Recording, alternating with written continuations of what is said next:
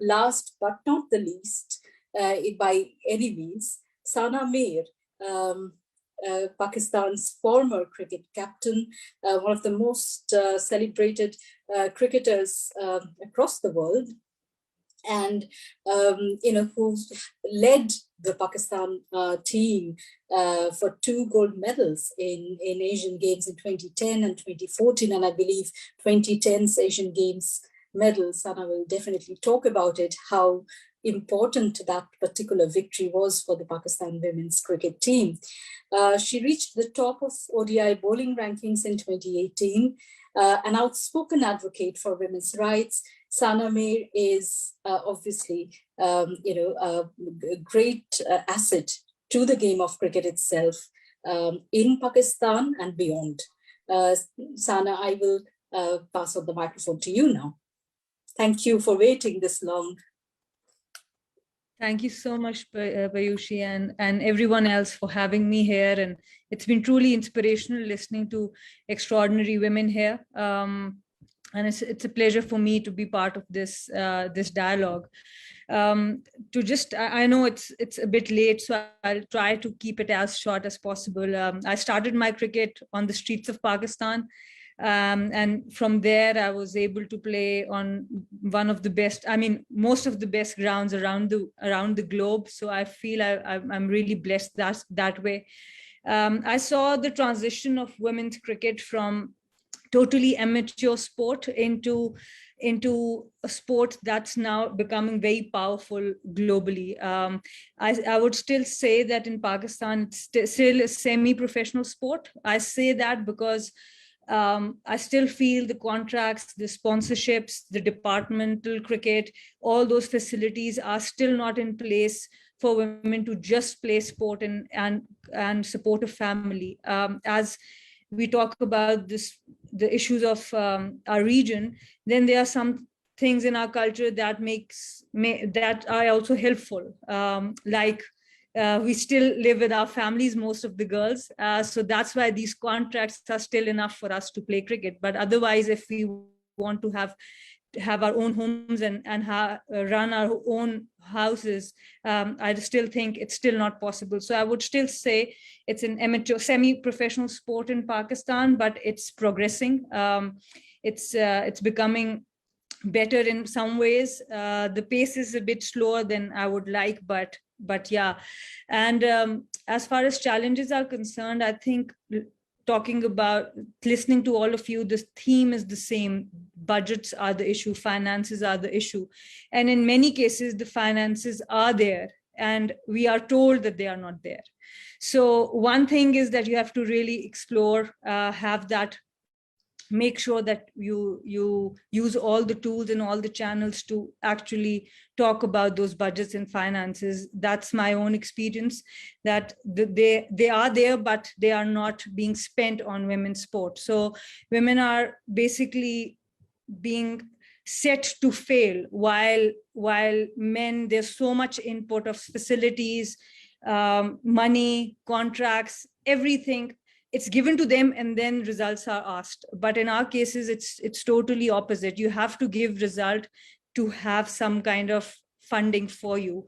And that's what we did in Pakistan cricket. We started at number 11 in the world, and we reached up to number 5 in the world as a team.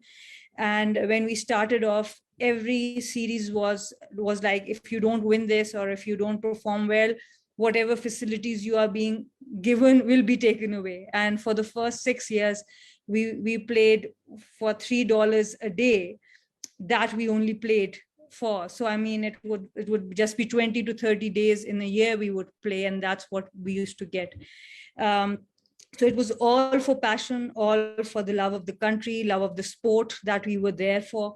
And after the 2010 gold medal, things started changing. Contracts came in, some departments came in. So then the facilities started coming in. But the challenges are quite similar. Men heading the women's sport, it happened with us as well. And their priorities are always for men cricket. And it's harder they are less approachable, and it's harder for us to convince them about a lot of things. So yeah, women in leadership, women in boardrooms are a must. And now, when I started off, we were number 11 in the world. I became the first person to qualify in the top 20 ranking. But in 2014, one of the biggest things, I think, as a captain, there were achievements of gold medal, and there were achievements of winning matches in the World Cup. But one of the achievements that I'm really proud of is that in 2014, we had 8 girls from the Pakistan team in the top 20 ICC rankings. And for me, that's one of the best achievements for myself as a leader. And that's how it's important that we grow other people together. So now we have had other captains after me. I played after leaving captaincy to help the next captain mentor. And now I'm also trying my luck with the commentary. So basically giving my opinions, because as a player, when senior player, you have too many opinions, it's become tough for you. So now my new job gives me the freedom to have opinions, and both on men and women sport. And I'm also running a mentorship program because I do feel that because of all the challenges we are talking about, there is always extra pressure on women. So I do these programs pro bono also. Sometimes when I do it with international teams, I charge for them. But these mentorship programs are basically there to talk to someone who has done it. And because we didn't have senior players, we were 9 people making a debut on the first match. So the path was very blurry for us. So I think all these things, leadership, mentors along the way, and good networking that we are seeing right now, all these things are going to support women's cricket, women's sport in general, sorry, not just cricket, just women's sports and women leadership.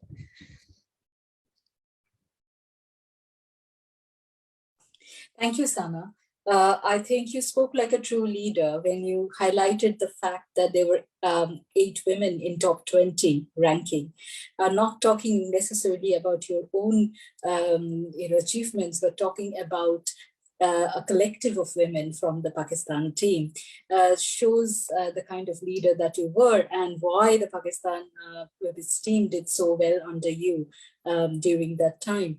I'm also, you spoke about how women's cricket is moving towards professionalism. It's still kind of semi-professional, but it's getting there.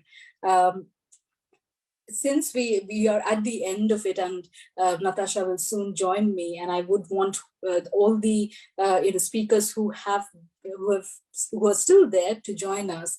I think I will ask Sana one question about the fact that I'm aware that you have met with other cricketers in South Asia. You have you've been in the ICC athletes committee with Mithali Raj of India, and how you have sort of transcended the national border at times. You spoke to me, and if you can talk to our audience about that match against MCC 11 in Lords, where you were part of the World 11, and how even through sport that Khalida was talking about, how using football as a tool, how using sport as a tool, we can also address issues connected to South Asian solidarity, South Asian peace. If you can sort of, at the end, talk briefly about that. Yes, I think through sports, my overall perception has really changed, and it has helped me grow as a human being as well. And I think that's the biggest purpose of sport or any such medium, be it arts or music or whatever it is. I come from a military background, so of course you can understand that when we used to play against India, especially, there was a lot of intensity when we started off. So it was like a war on the ground.